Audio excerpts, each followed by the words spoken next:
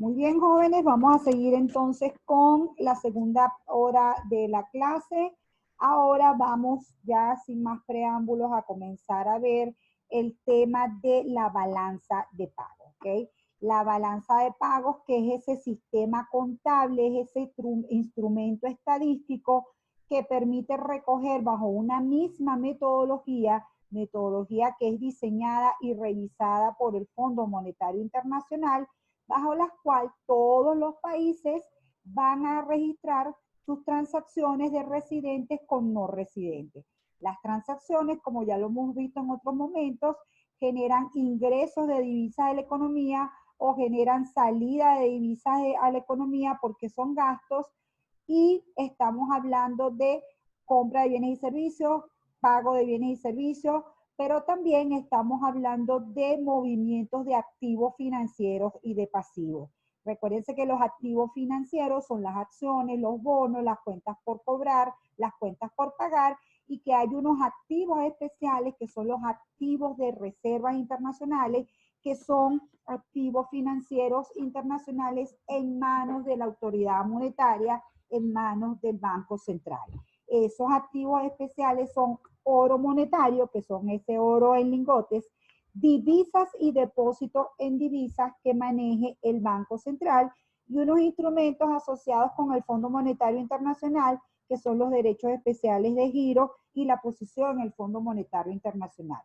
Cuando se finaliza la Segunda Guerra Mundial, se crea el Fondo Monetario Internacional, el famoso acuerdo de Bretton Woods, y allí se establece que es necesario un organismo que pueda apoyar a los países para si tienen algún problema de pagos internacionalmente. Es decir, así como los bancos nacionales tienen un banco central que permite ser el garante de que se cumplan o se ahorren los compromisos entre los ciudadanos de un país, existe un Fondo Monetario Internacional que tiene absoluta seguimiento de las estadísticas de los países que forman parte del Fondo Monetario Internacional, algo así como más de 200 países, y si alguno de estos países tiene algún problema de balanza de pagos, es decir, tiene algún problema para honrar sus compromisos, el Fondo Monetario generalmente le hace créditos para que pueda honrar los compromisos. Esto es para que el comercio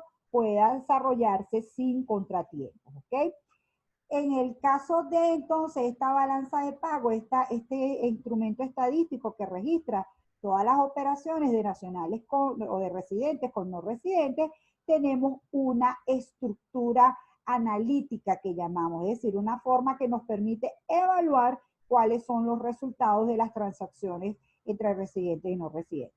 En esa estructura, por un lado vamos a tener la cuenta corriente, donde se generan todas las operaciones relacionadas con los bienes y los servicios. También con la renta, es decir, lo que tiene que ver con pago o ingreso de factores productivos, y las transferencias corrientes. En el caso de la cuenta capital y financiera, vamos a registrar allí los movimientos de activos financieros y pasivos, ¿ok? Estamos hablando en el caso de la cuenta financiera de transferencias de capital, de transacciones por condonación de deuda, o estamos hablando allí de todo lo que tiene que ver con registro de patentes. Y en la cuenta financiera, pues realmente es la cuenta donde se registran las transacciones financieras. Aquí hay mucho de transferencia, aquí es donde están las transacciones, ¿ok? Luego hay una cuenta que desde el punto de vista teórico no debería existir. ¿Por qué? Porque todo movimiento en cuenta corriente debería ser compensado con un movimiento en cuenta capital y financiera, y el saldo de la balanza de pago debería ser cero. Por eso es una balanza. Como todo sistema contable, debe estar cuadrado o debe estar equilibrado, ¿ok? Sin embargo, problemas estadísticos en las economías va a hacer que haya transacciones que no queden bien registradas o recopiladas en la cuenta corriente o en la cuenta capital y financiera, y se genera una cuenta de errores y omisiones.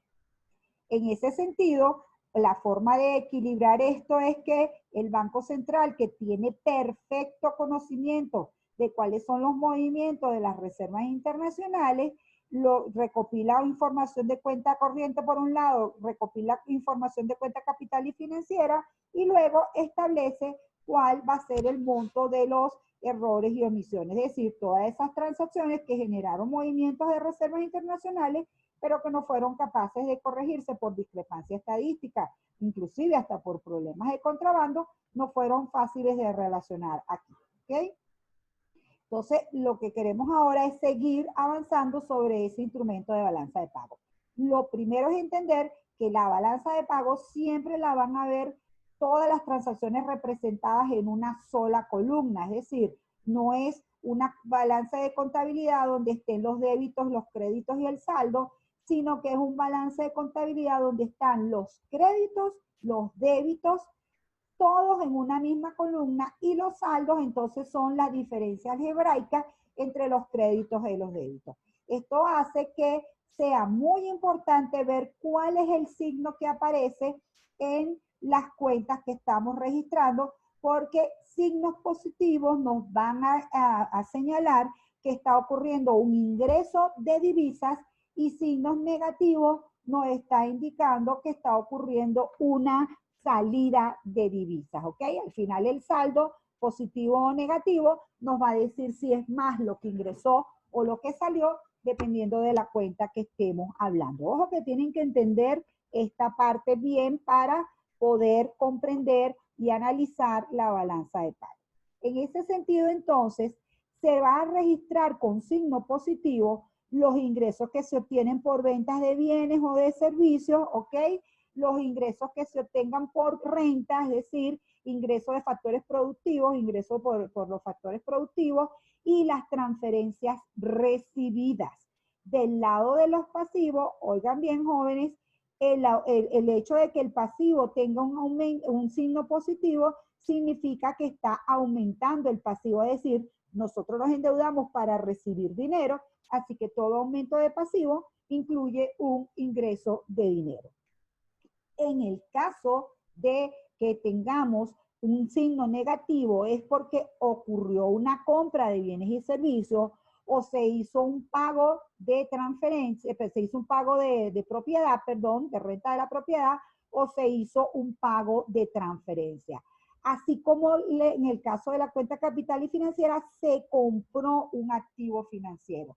Siempre que nosotros le compremos un activo financiero a no residente, tenemos que dar un dinero para poder honrar el pago de ese activo financiero. Entonces, los activos financieros, incluidos los activos de reserva, cuando tienen signo negativo es porque están aumentando, ¿ok? En ese sentido, si usted a un activo le ve un signo positivo, es porque está cayendo. O si a un pasivo usted le ve un signo, en el caso de un activo, si usted le ve un signo positivo, exacto, es porque está cayendo, y en el caso de un pasivo, si usted le ve un signo negativo, es porque se está saliendo de ese pasivo. Muy, muy importante entender esta parte, sobre todo para los alumnos que son estudiantes de economía. Entonces, repito, en ese sentido podemos tener una balanza de pago en el cual las 4 cuentas son la cuenta corriente, la cuenta capital y financiera, la cuenta de errores y omisiones. Cuando uno habla de saldo de balanza de pagos es porque recoge la suma algebraica de cuánto fueron las transacciones en cuenta corriente, en cuenta capital y financiera y en errores y omisiones. Y como esto es una visión analítica de la balanza de pago, la cuenta de reservas está aparte. Ojo que esto es importante porque si uno quiere equilibrar la balanza de pago, entonces las reservas internacionales inclusive las pueden conseguir dentro de la cuenta capital y financiera porque al fin y al cabo las reservas internacionales son una cuenta de activos, ¿ok? Entonces va a estar aquí en la cuenta capital y financiera. De forma analítica, en Venezuela tradicionalmente lo que ustedes van a ver es que la cuenta de balanza de pago va a tener por un lado la cuenta corriente, la cuenta capital y financiera, los errores y omisiones, y eso me va a dar un saldo. Fíjense que en este caso de este ejemplito que tengo aquí, la cuenta corriente da 13.037 quiere decir que hubo una salida en el caso de la cuenta corriente. Por cierto, el hecho de que el saldo de la cuenta corriente sea 13.037 significa que hay una relación determinada entre el ahorro y la inversión de esta economía doméstica, porque no olvidemos que el saldo de la cuenta corriente o de las transacciones externas está relacionado con lo que pase internamente en la economía con el ahorro y la inversión. Si la cuenta corriente es negativa, ¿quién es mayor que quién dentro de la economía interna? ¿Quién me lo dice? ¿El ahorro es mayor que la inversión o la inversión es mayor que el ahorro? Si el saldo es negativo, la inversión. La inversión es mayor que el ahorro, ¿verdad? Correcto. Es decir, esta economía necesitó recursos del resto del mundo para financiar el proceso de inversión porque el ahorro no fue suficiente. Esa entrada de recursos realmente donde la podemos constatar, jóvenes, es en la cuenta capital y financiera. Si ven la cuenta capital y financiera, aquí sí está con signo positivo, señalando que hubo un ingreso de activos financieros sobre los pasivos financieros en esta economía, ¿ok? Y entonces, finalmente, si este saldo que está aquí es 4.139, lo que significa es que este financiamiento que recibió la economía fue con ingresos de activos financieros externos por encima de los pasivos, pero que también hubo que mover la cuenta de activos de reserva, ¿sí? Es decir, el saldo de balanza de pago aquí nos está dando negativo y la forma de equilibrar esto es porque esos compromisos fueron honrados moviendo las reservas internacionales. Este saldo positivo de las reservas internacionales netas lo que significa es que hubo que utilizar reservas internacionales para poder equilibrar el flujo de movimientos de transacciones de la economía nacional con el resto del mundo. Entonces, lo que nos sigue ahora es entender un poco más qué hay dentro de estas partidas para poder entender mejor la balanza de pago.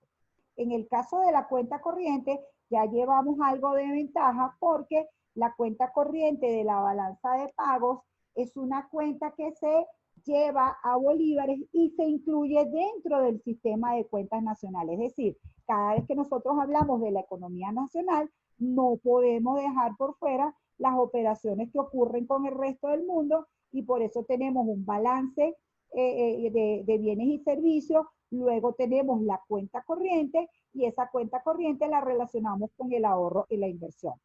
Todos esos datos de la economía nacional que hemos visto salen de aquí. Primero se hacen las operaciones en dólares, ¿ok? Y se registran en este instrumento y luego por tipo de cambio se llevan a la economía, a las estadísticas en moneda nacional. Entonces, la cuenta corriente registra todas las transacciones que tienen que ver con la compra-venta de bienes y servicios, los ingresos por rentas, es decir, todo movimiento de activos y pasivos financieros, además de las transferencias corrientes. Entonces, la cuenta corriente va a ser la suma de cuatro grandes cuentas. La balanza comercial, que es la diferencia entre las exportaciones e importaciones solo de bienes. La balanza de servicios, que es las operaciones de ingresos y salidas por conceptos de servicios. La balanza de renta, que va a ver, allí se va a relacionar todos los ingresos y salidas que tengan que ver con los factores productivos y las transferencias netas, ¿ok? Las transferencias corrientes recibidas menos las transferencias corrientes pagadas. Entonces, como les digo, lo que queremos ahora es ir por partes. En el paso de la balanza comercial, es lo mismo que exportaciones netas, comprende las transacciones de bienes vendidos a los residentes de otros países, que son las exportaciones, menos los bienes que nuestros residentes compran a otros países, que son las importaciones. Repito, solamente aquí se registran los bienes, no hay ningún pago de servicio. En la parte de servicios están entonces todo lo que tiene que ver con los servicios. Un principal servicio que vamos a tener es el que tiene que ver con el transporte de carga y el transporte de pasajeros. Es decir, En el caso de estas exportaciones son colocadas en el puerto nacional, pero luego se van a transportar hacia el país donde está el importador. El importador tiene que pagar, aparte del monto de esas exportaciones, tiene que pagar el flete, que es ese precio que le van a cobrar por trasladarle la mercancía a su puerto, y tiene que pagar un seguro para que esa mercancía, perdón, si tiene algún contratiempo en el trayecto de llegar hasta su puerto de origen, pues pueda haber una indemnización, ¿ok? Entonces, la balanza de servicio, un importante renglón es el transporte de carga. Aparte del transporte de carga, hay movimiento de pasajeros, es decir, todo el movimiento de turistas. Y es lo que llamamos la cuenta de viajeros. Los turistas, nosotros para ir a otro país, pues algún medio de transporte debemos utilizar, y los no residentes que quieran venir aquí, pues también van a utilizar algún medio de transporte, ¿ok? Esa es una partida bastante importante dentro de cualquier balanza de pago. Otros servicios que tenemos está asociado con los otros gastos que van a hacer los turistas. No solamente se gasta en transporte, sino cuando uno va en economía, gasta en hotel, gasta en comida, gasta en movimiento dentro de la economía, ¿ok? Y todo eso trata de registrarse aquí en la balanza de servicios. ¿Qué otros renglones incluyen los servicios? Los servicios de construcción, servicios financieros, servicios de informática, servicios empresariales, todo este tipo de asesorías que se pueden hacer. Y también están incluidos los gastos relacionados con las embajadas que todo el país tiene en otro país, ¿ok? Acuérdense que en la embajada termina siendo una especie de enclave nacional que tiene una economía en otra economía, y le genera una serie de bienes y servicios, y bueno, esos bienes y servicios hay que honrarlos porque hay que pagar en esa economía arrendamiento, hay que pagar una serie de cosas en esa economía, ¿sí?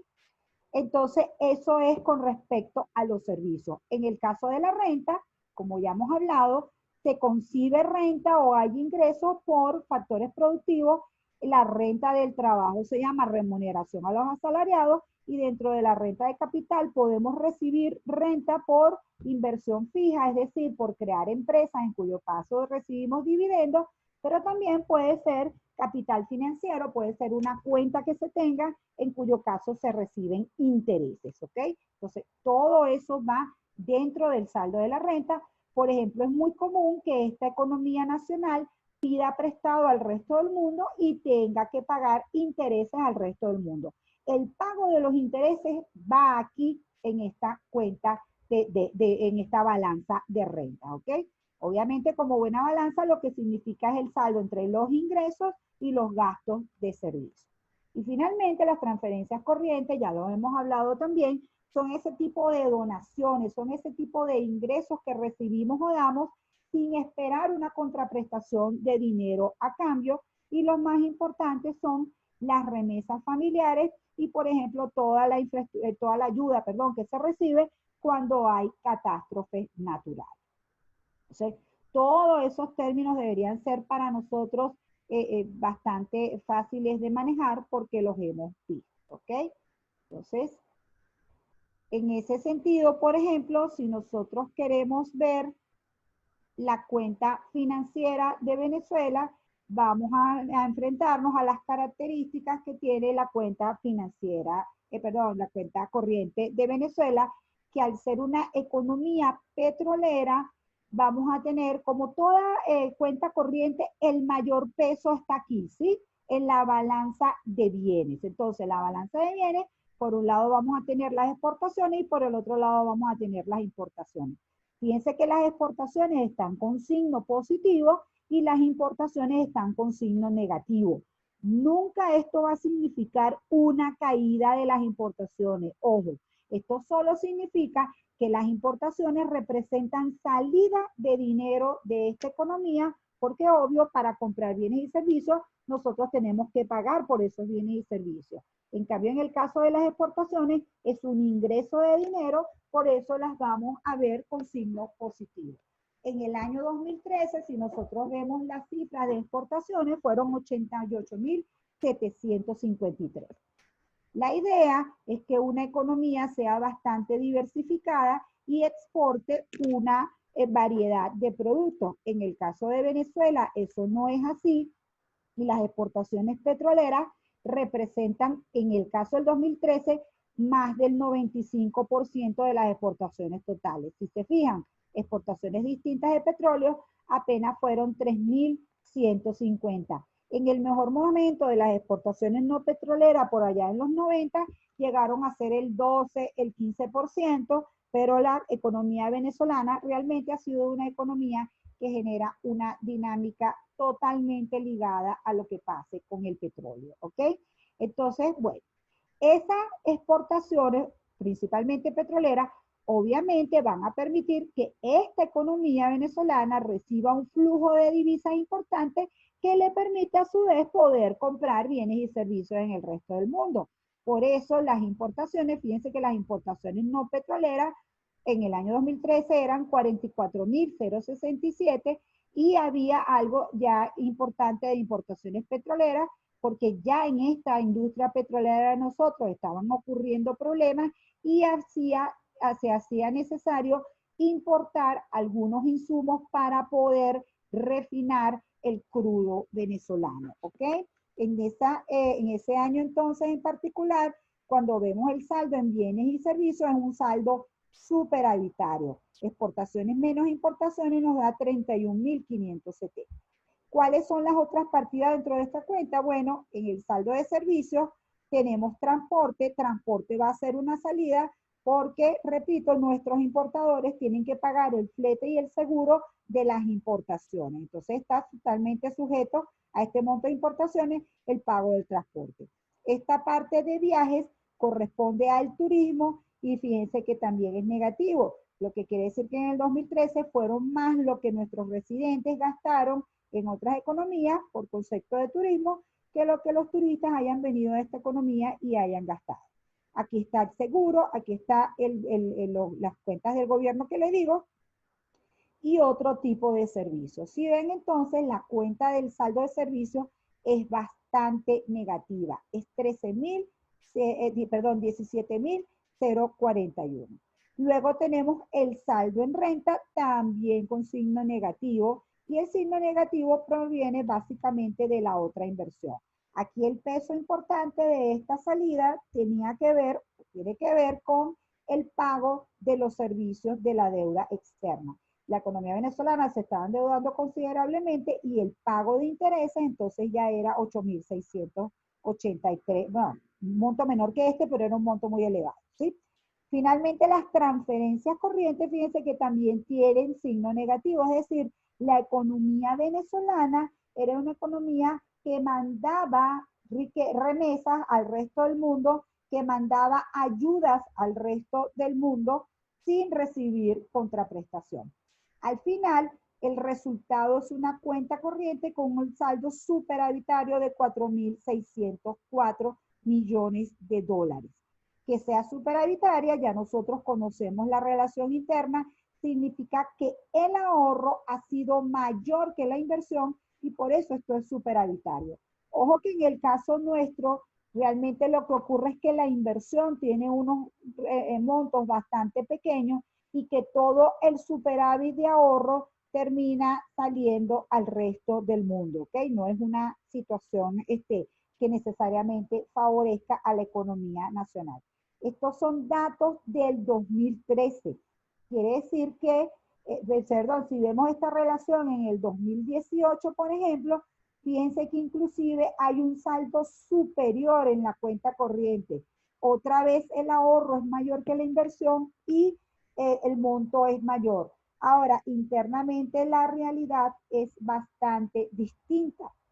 Las exportaciones petroleras ahora tienen una caída tremenda. En el año 2018 pasaron de 85.000 a apenas 29.000. Las no petroleras subieron un poquito.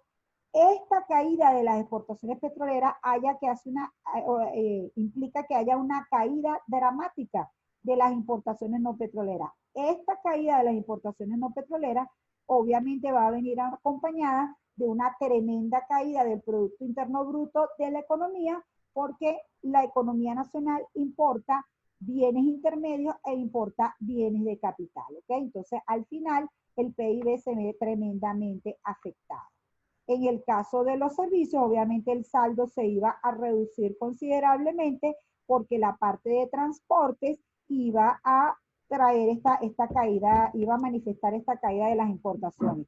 Fíjense, sin embargo, que la caída de las importaciones no es mayor porque PDVSA necesitó seguir importando insumos y otro tipo de relaciones, de bienes para poder refinar el petróleo o para poder realizar su actividad interna, ¿ok?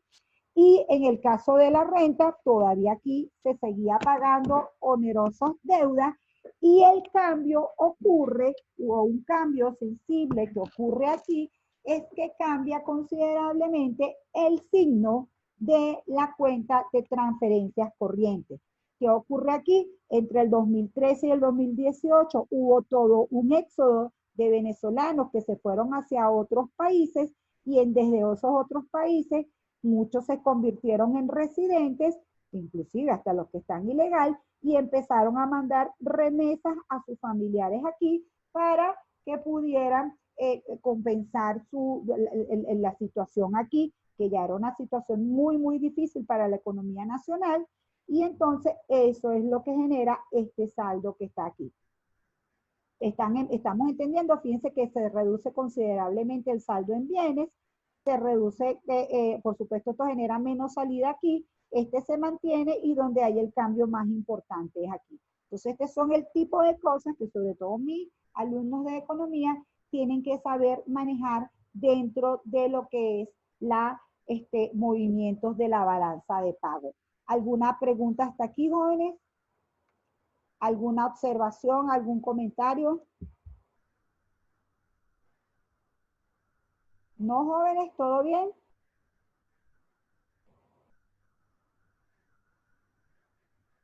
¿Sigo? ¿Está todo bien? Sí, Háblame, profe, todo Sebastián. bien. Ok, gracias. Ya le iba a decir a Sebastián que me escribiera.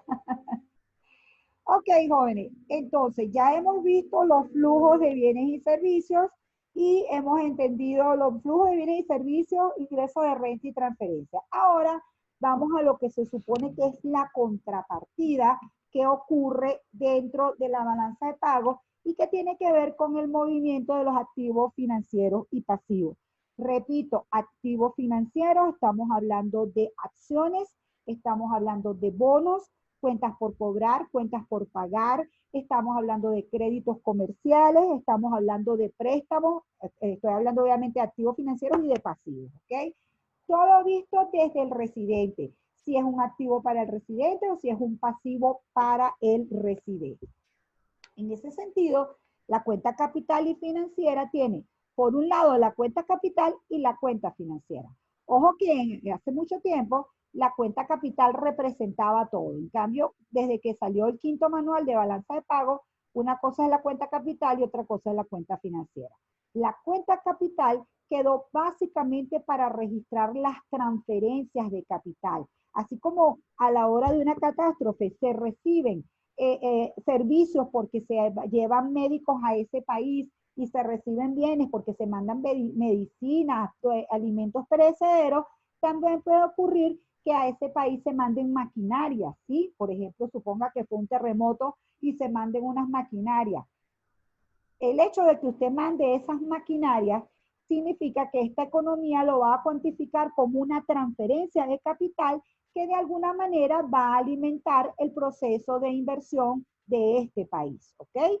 Entonces, esa es una primera cosa que va allí. Cualquier transferencia de capital que se reciba. Otra cosa que va aquí es, por ejemplo, cuando los países reciben condonación de deuda. Recibir condonación de deuda significa que usted como economía está endeudada con un tercer país, pero por ejemplo lo que está propuesto ahorita, como hay esta crisis de ingresos tan importante, algunos financistas internacionales están perdonando parte de la deuda que hay que pagar en este año y entonces eso ya se llama condonación de deuda. Al final eso es una transferencia también que se recibe. Y una parte que incluye el capital, también son activos intangibles como las patentes. Recuérdense que siempre que uno adquiere una patente, tiene que pagar por esa patente, el derecho de usar eso. Estamos hablando, por ejemplo, de las franquicias, ¿sí? Entonces, si es una franquicia con un no residente, ese pago iría aquí. Realmente en Venezuela la cuenta capital generalmente es cero porque los montos no llegan a los millones de dólares, sino que son montos menores de eso. De manera que la cuenta financiera es la que va a registrar realmente los movimientos de transacciones, donde si hay un intercambio de un activo financiero por dinero o de un pasivo financiero por dinero, ¿ok? Y allí es donde tenemos las categorías siguientes. Por un lado está la inversión directa, por otro lado está la inversión de cartera y la otra inversión. ¿Cómo las economías deciden que van a desagregar la cuenta financiera? Bueno, a la economía le interesa mucho saber cuáles son las inversiones que se están haciendo en acciones, es decir, en empresas, con la idea de permanecer ligado a esa economía nacional. Entonces, se considera que siempre que un no residente adquiera más del 10% de las acciones de una empresa, es porque quiere formar parte del proceso de producción de esta economía.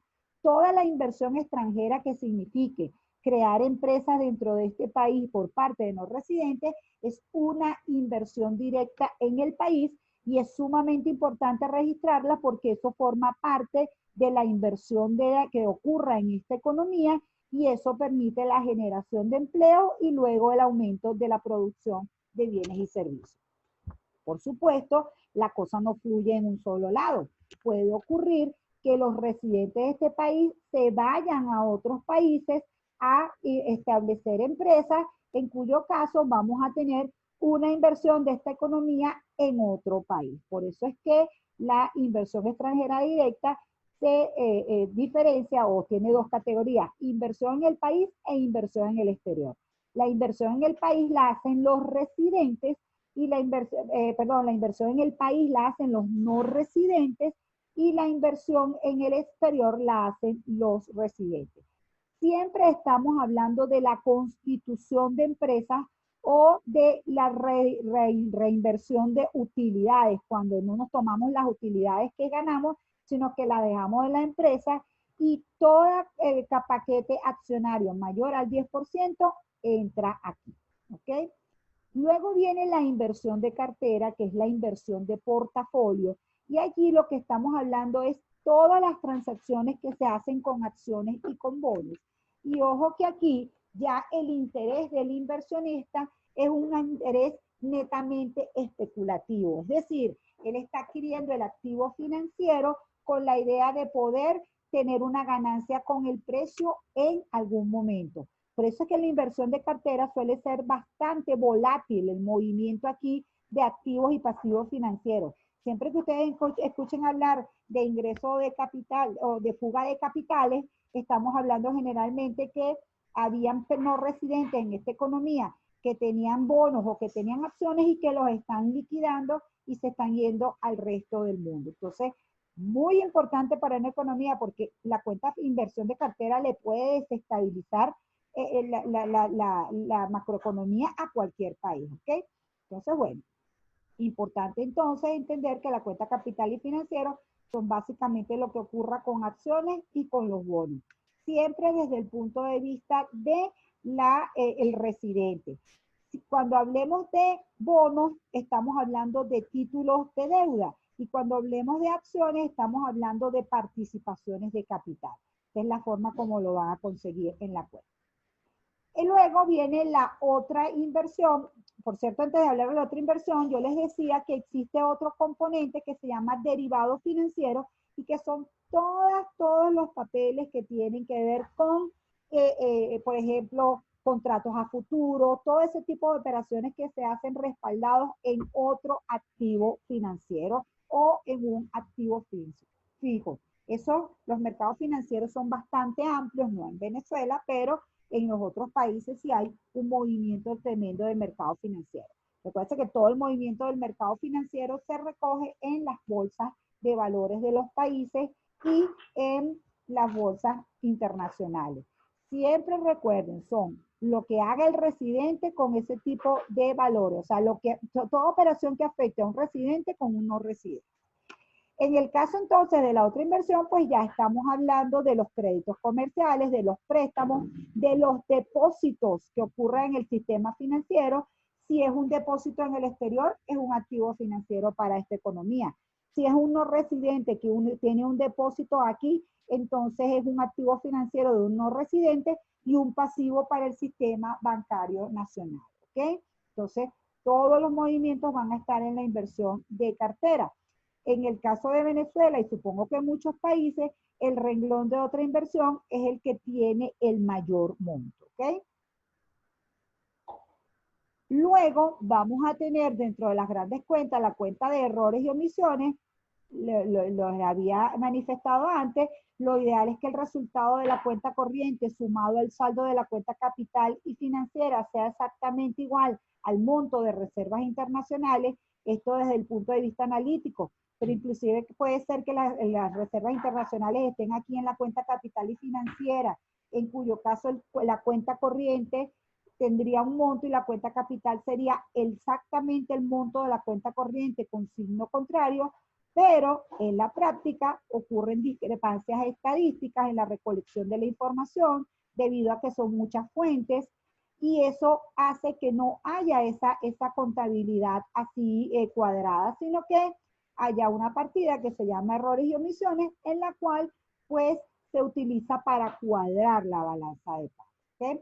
Y finalmente, en la cuenta de reservas, cuando vean la partida de reservas internacionales, de lo que estamos hablando es de los activos financieros del sistema bancario nacional, básicamente del Banco Central, o a menos que sea una economía cuyo sistema bancario, los otros bancos también puedan tener divisas, ¿ok? Y puedan hacer operaciones en divisas, y a eso le restamos los pasivos que tenga el sistema financiero con otros bancos, ¿ok?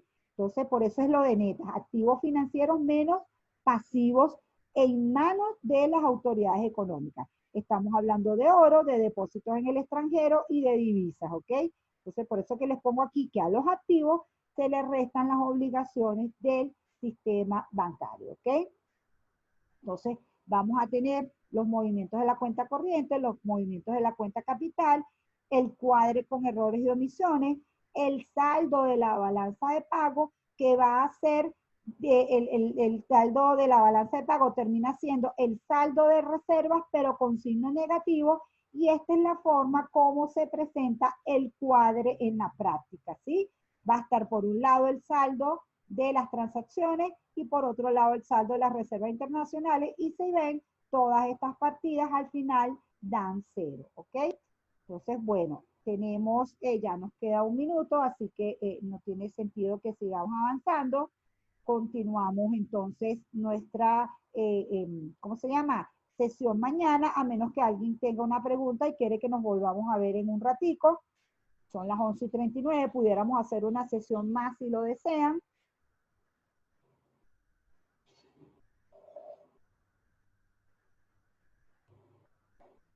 ¿Qué hacemos, jóvenes? Hacemos una sesión más, nos vamos.